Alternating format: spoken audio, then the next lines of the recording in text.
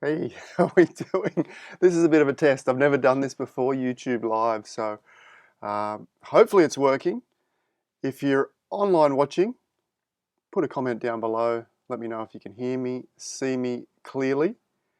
Anyway, I've got my phone up, so if you want to ask a question or anything like that, then by all means do that. Hang on. There's the audio coming through. I think it is working because it was just coming through on my phone about 20 or 30 seconds later. All right, this is a bit bizarre. Adam Williams here from 𝗟𝗍𝗃 Photography. If you don't already know, 𝗟𝗃𝗃photography.com.au is where I teach Photoshop, essentially, where I teach how to get the most out of every single image. And in today's video, what I want to do is just give you a little demonstration of a technique that I like to use, which I call reveal and conceal.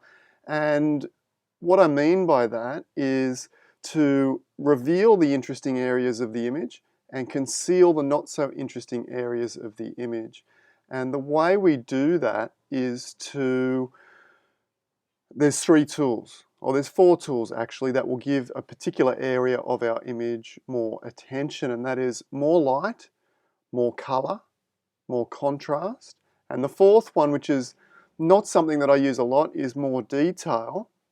And on the opposite side of that, if we want to take away some of the attention from a particular area, we reduce light, reduce contrast, reduce color, and reduce the detail, if you like. So what ends up happening is we get a high impact image by highlighting the area, the most important area, the reason we got the camera out in the first place, and then concealing the area which is not so important, okay? By adding more light, more contrast, more color for more attention, less light, less contrast, less color for less attention. Now, I'm not going to run through the complete workflow here. I'm just going to rather quickly demonstrate those techniques, but be assured that throughout my courses we take it very, very slowly, step by step, so there's no confusion. And in fact, if you're wanting to learn Photoshop, you'll see in the description of this video there's a link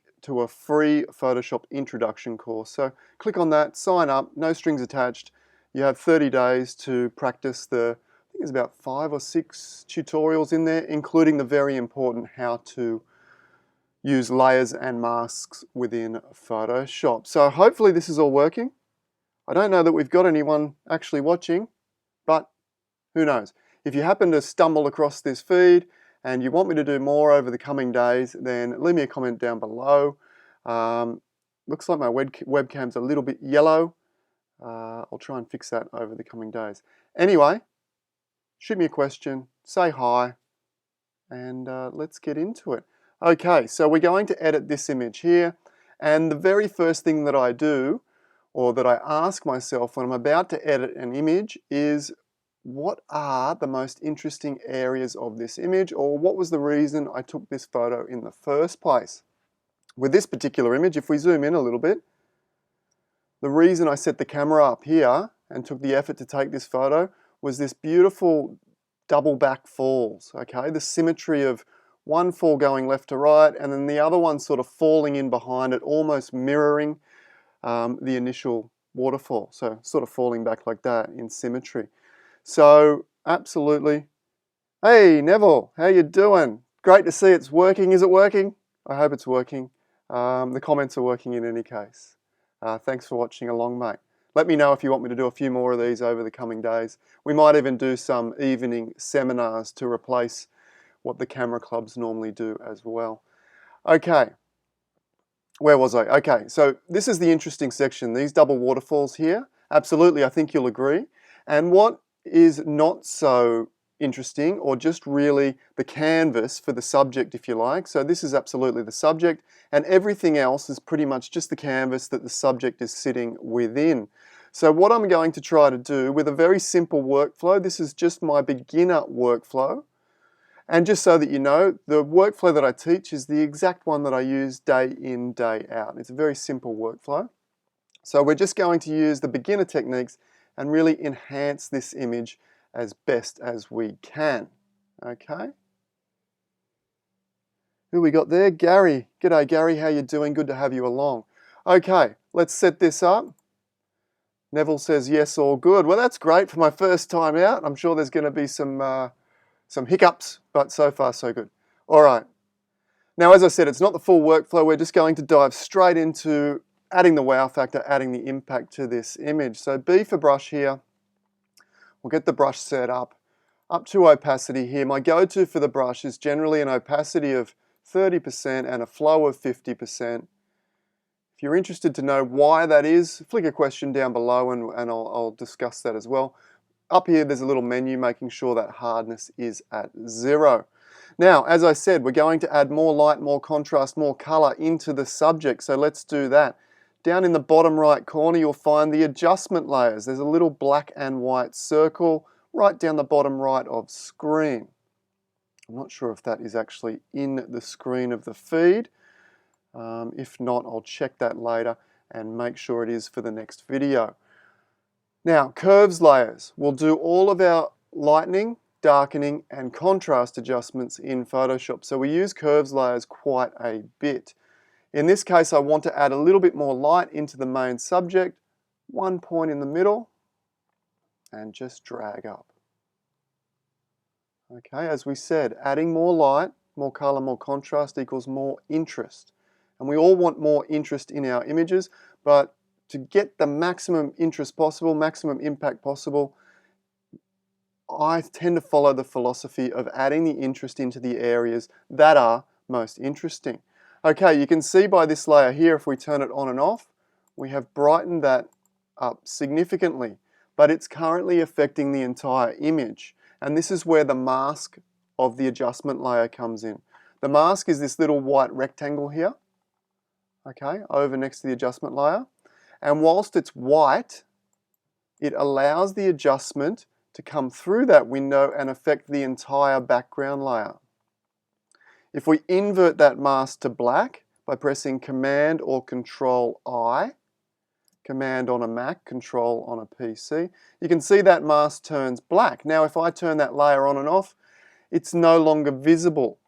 Okay, it's no longer visible, but you can see the adjustment layer is still active. So it's still sitting behind the window. The reason we can't see that adjustment, that brightening, is because it's behind the black window. It's not coming through the black window. So with our brush, B for brush, and we can have white on our brush, and I'll explain that in a little bit more detail as we go through. If I keep doing these, we'll break this down into smaller segments, but this will just give you an idea of what's possible. Okay, so I've got a white brush and I can begin to clean my window, my mask, with that white brush, thereby applying the brightening effect only where I wish to have it, which is in this central section. Can we see the mask over here has now changed so that it's white in that area there? See that? Perfect. Okay. Let's add a little bit of contrast into that same area. No more comments there, no more questions. Let's add a little bit of contrast into that same area because contrast does the same thing. Contrast is going to add a lot of interest. Curves. It's a bit nerve-wracking doing this sort of freestyle. Okay, so with contrast, generally you'll add 1 point down low and 1 point up high on the graph. The point up high will push up a little bit. The point down low will pull down a little bit. Just like that, okay? Currently affecting the entire image because the mask is white. If we invert that mask to black, Command or Control I,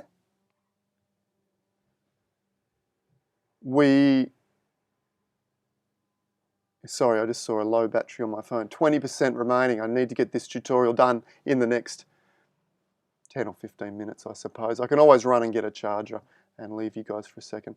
So we've inverted that to black. So now we can't see that contrast adjustment. If we press B for brush, or actually our brush was active already, once again we can brush in that contrast just in those areas where it's required. Okay, that's looking great. Once again, turn that on and off just into those areas. Perfect. Let's add another curves layer. We're going to add some more specific contrast this time. If we come up and grab this little hand icon, we get a little eyedropper, and you'll notice on the graph in the top right corner here,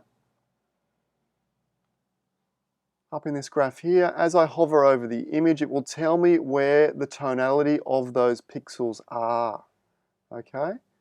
And this is great because if I want to add really intense contrast to, say, this area here, I can hover over a dark pixel and click, and then hover over a light pixel and click, okay? And that gives me 2 points on the graph. And watch what happens, fingers crossed, because Photoshop is a bit of a try and see type of thing, and I haven't edited this image for probably 5 or 10 years, to be honest. It's an old image. If we split these two dots adjustment points apart, we should start getting some really intense contrast into these areas. Look, it's way too much in the water and the surrounds, absolutely, but it's pretty nice right here. Let's have a look. Command or Control I to invert, B for brush. It's giving it a nice luminosity in there. It's probably too much, so if I press X on the keyboard to go back to a black brush, in that deep section there, we'll leave that out, that's fine. Okay. Now let's do something similar to the rocks around the edge of that water there. Once again, curves. Once again, grab the little hand icon. It's much the same. This time I'm going to manually place them. I'll pick up the black point a little bit as well. The reason I'm picking up the black point, or the lower down point as well, is see as I push up, the blacks get really, really dark. And I'm not really looking for that darkness in the black. So by pushing the whites up a little and bringing the blacks up with the whites, but also splitting off like that, we can get what we're looking for, maybe. And look, sometimes when I'm editing, and this is a case right now, it feels like it's not really going anywhere. I'm not really getting the desired effect, but as I keep editing, hopefully it will turn a corner. So don't be sort of, I suppose, discouraged by editing away an image and it doesn't seem to be actually giving you any sort of nice effects just yet, or any sort of impact. Because as we keep layering this up, layering up, hopefully it will start to, just by following this formula of revealing the interesting and concealing the not so interesting, hopefully, excuse me, hopefully it will eventually start to show the benefits. What I'm going to do, in fact, is just zoom back out. I'm going to crop this into a square because there's a lot of area of this image that I'm not overly interested in up the top here. We might even come down so the water sort of goes like so.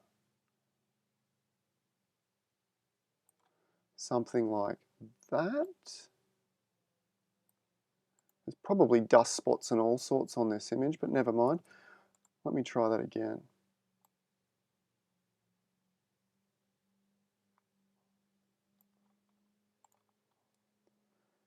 Still not happy with that, sorry. It didn't look quite right again. I want the subject centrally placed.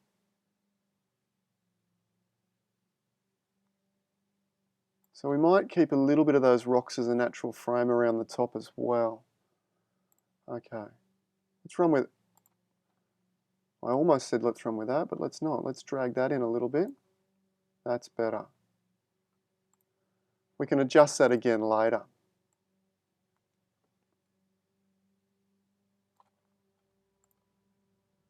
Okay, we've added, with those 4 layers, we've added quite a bit of impact into that central subject already. Okay, a lot of light and a lot of contrast. We haven't played with the color just yet, but we will do that in a minute. Let's darken down the surround. So let's start on the conceal side of things. Curves. Once again, so you can see, curves, curves, curves, curves. It does most of the adjustments. 1 point in the middle and drag down. That's great.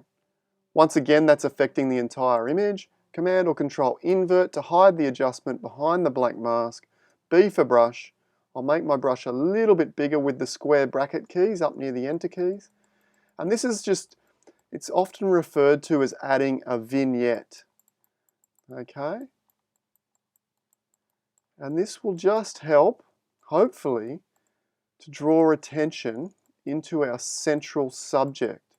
Okay, it will give the central subject more attention by removing attention from the surrounds. Now maybe that's a bit much. I think it is.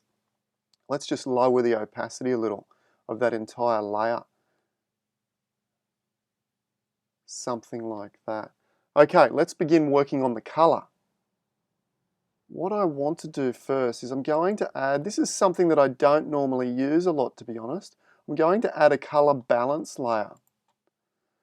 Okay, and you can see in the color balance layer, we have the ability to set the menu to shadows, midtones, or highlights.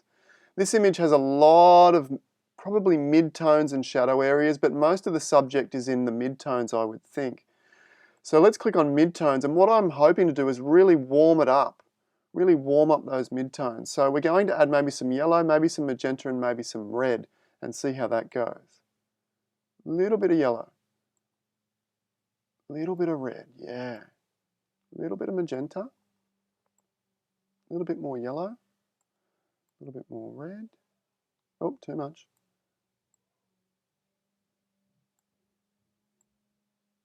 Let's start with that. Once again, I think it's had a big impact. This image was quite cold. And if you've been to 𝗂𝗏𝗃𝗃 National Park in Western Australia, you will know the rocks are very much a rusty red colour. So that's helped. Command or Control I, that was a bit of a fluke. It's sort of working. And again, that warm colour, most of that I want in this central area here. And then we'll make the brush a little bit bigger, and then we'll just sweep across the outside like so. Okay, I think what I want to do is add a little bit more light into the reds around the water. Once again, Photoshop is a bit of a trial and error thing, you know. Use your intuition and see what you think it might need. Give it a try, and if it doesn't look good, just delete that. Okay, you'll notice I just put a second point and pulled the darks down to turn that into a little bit of a contrast boost. Once again, Command or Control I to invert. Someone else has joined, 𝗚𝗓 𝗬𝗵𝗍. I'm more than likely saying that wrong, but hey 𝗚𝗓, how you doing? This lesson is cool, great. Well, I'll try and do a few more of these over the coming days and weeks. Maybe make it a regular thing, a couple of times a week, or who knows what develops. But if I get a lot of encouragement from you guys there, then we'll do all sorts of things. We'll do one of these lessons in the morning, and maybe once a week or something we can do an evening presentation, a PowerPoint presentation that I usually deliver to the camera clubs in person, but there's not a lot of that going on at the moment, so I might be able to do that live over YouTube, which would be cool. All right, you can see we've just added a little bit more brightness, and we're just using that same brush. I haven't changed the brush at all, just using that same brush. And look, I want to add more of a red rusty tone to that water. I want a really rich red rusty tone.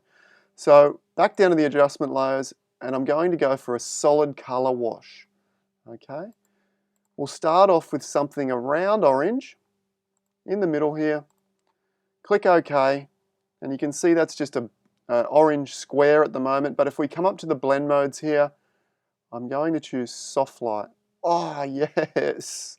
That has hit the nail on the head. It's too much overall, absolutely it's too much. G'day Jim, how you doing? Great to see you here too. That's too much overall, particularly on the outside of the image, but it is just really exciting what it's doing to the central part of this image. Click on the layer mask and invert that to black to hide that away. Now again, we can use our white brush to selectively, the same brush, 30% opacity, 50% flow, and we will. Remember, there's that free course trial sign up. If you're not sure what layers and masks is all about, and you've got a bit of time on your hands, there's that free course, sign up down there below. Okay, so remember at the beginning I said that adding more light, more contrast, more color will make our subject more interesting.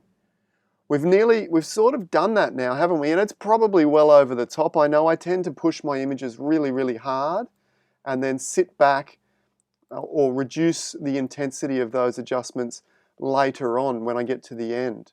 So yeah, it's probably a little bit too intense at the moment, but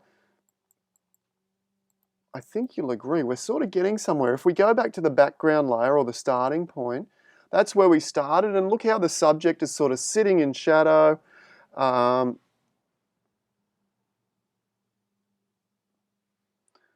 Sitting in shadow. Neville says he's having some sort of delay. Maybe they're buffering problems. Maybe they're at my end.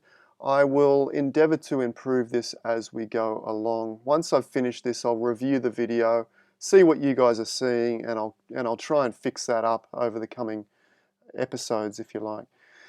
But as I said, if we go back to the background layer, the subject is sitting in shadow and all the surrounding areas are very bright. And what we've managed to do is flip that so that our subject is really exploding with light and colour and contrast and looking really interesting and really exciting. And the surrounds, we've darkened them down a little bit. Look at this. Can you see that difference? This is that technique that I'm talking about. It will work on every single one of your images. It'll work in Lightroom, it'll work in Photoshop, it'll work in Affinity, it'll work in any program you're using. Just remember, reveal the interesting, conceal the not so interesting, and you'll get this kind of effect, this kind of really high impact effect to your images. What else can we do? I think that's roughly about it. So maybe for today that will do. Is there any questions? All clear in LA, awesome. We're going international in the States there. Brilliant. You guys seem to be doing it relatively tough at the moment. So my thoughts to you. Australia, we're reasonably okay at the moment.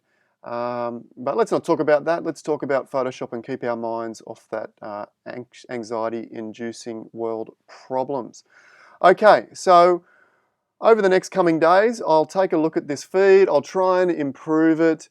As I said, this is called Reveal and Conceal. Let's take a bit of a look, discuss just quickly. That was before. You can see the subject is quite dark, quite dull. And what we focused on was really adding more attention, more light, more color, more contrast into the subject, adds more attention. And then what we did to the surrounds was take away the light, the contrast, and the color. In fact, we could even maybe desaturate the surrounds a little bit on this image. No, I don't think so. It's okay. And we end up with a really high impact image like this here. Okay, so go and try that on whatever editing software you're comfortable. Pick an image that has a nice subject and try and add more light, more contrast, more color to the subject. Remove a little bit of light or darken the other areas, reduce the contrast maybe, and maybe reduce the color, and you'll see that it adds a whole bunch of impact to your images in a really, really simple fashion. If you're not sure and you want to learn Photoshop, take a look at the free introduction course below. Other than that, I'll be back in a couple of days and we'll do some more things. If you have something that you want to learn in Photoshop, a question, something bugging you, put it down in the comments below and I'll get to that and we'll see what happens with this. Thanks again for watching along. I look forward to seeing you next time. Bye for now. Cheers.